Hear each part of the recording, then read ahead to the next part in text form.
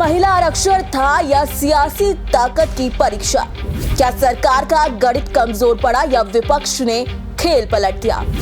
क्या मुद्दा सामाजिक था या पूरी तरीके से राजनीतिक रणनीति? क्या संसद में सहमति खत्म हो रही है? नमस्कार, मैं हूं आपके साथ प्रिया श्रीवास्तव। शुक्रवार की शाम भारतीय संसदीय इतिहास के पन्नों में एक ऐसे मोड़ के रूप में दर्ज हो गई है जिसे लंबे समय तक याद किया जाएगा। संसद के भीतर सत्ता और विपक्ष की टकराहट ने ऐसा रंग लिया कि मोदी सरकार का 131वां संविधान संशोधक विधेयक 2026 लोकसभा में गिर गया।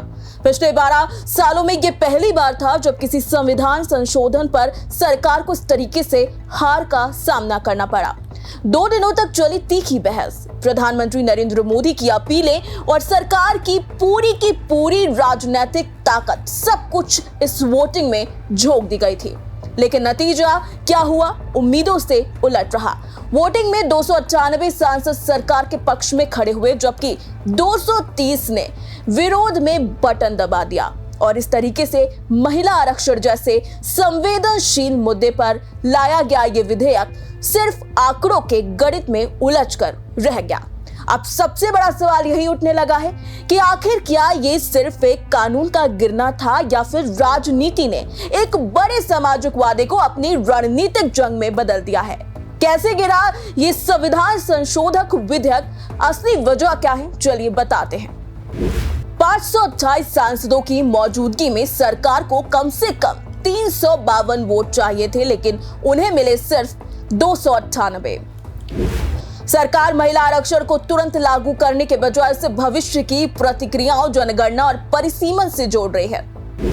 दक्षिणी राज्यों को डर है कि नए परिसीमन से लोकसभा सीटों का संतुलन उत्तर भारत की ओर झुक जाएगा।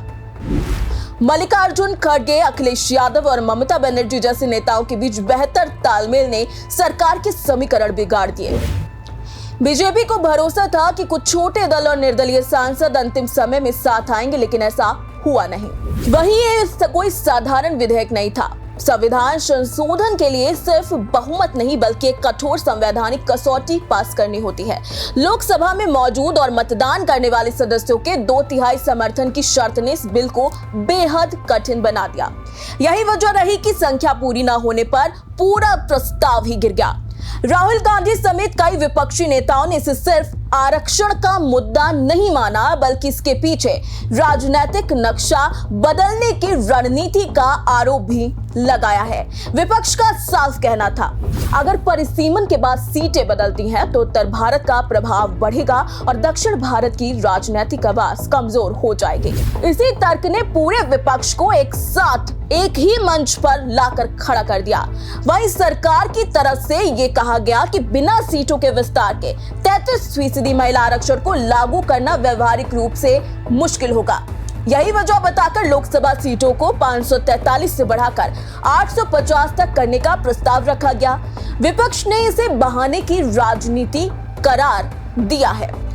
वही बात कर ले गृह मंत्री अमित शाह की, तो विपक्ष पर उन्होंने तीखा हमला बोलते हुए कहा कि ये बिल रोकना महिलाओं के हक के खिलाफ है। वहीं प्रधानमंत्री नरेंद्र मोदी ने भी अपील की थी कि ये सिर्फ कानून नहीं बल्कि सामाजिक न्याय का सवाल है। लेकिन संसद में अपीलें नहीं, आंकड़े बोलते हैं और आंकड़ों ने इस बार सरकार का साथ नहीं दिया। नतीजा ये हुआ, एक हार और कई राजनीतिक संदेश लोगों को देखने को मिले।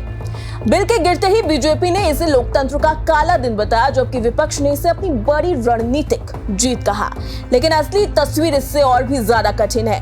यह सिर्फ एक बिल की हार नहीं बल्कि राजनीतिक भरोसे, रणनीति और क्षेत्रीय असंतुलन की बहस का नया अध्याय है। अब सवाल यह है कि आगे क्या?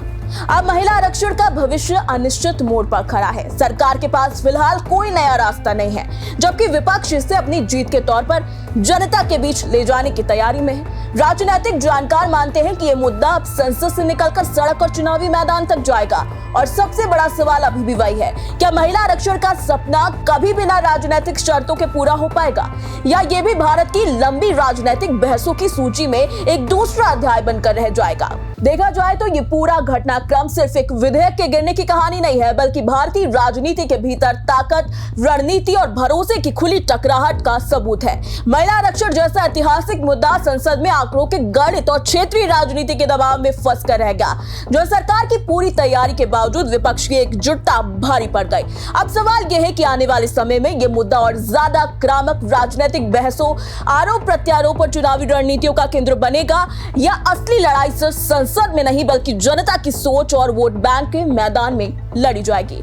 फिलहाल इस खास पेशकश में इतना ही। देश दुनिया की बाकी और खबरों के लिए आप बने रहिए सी न्यूज़ भारत के साथ।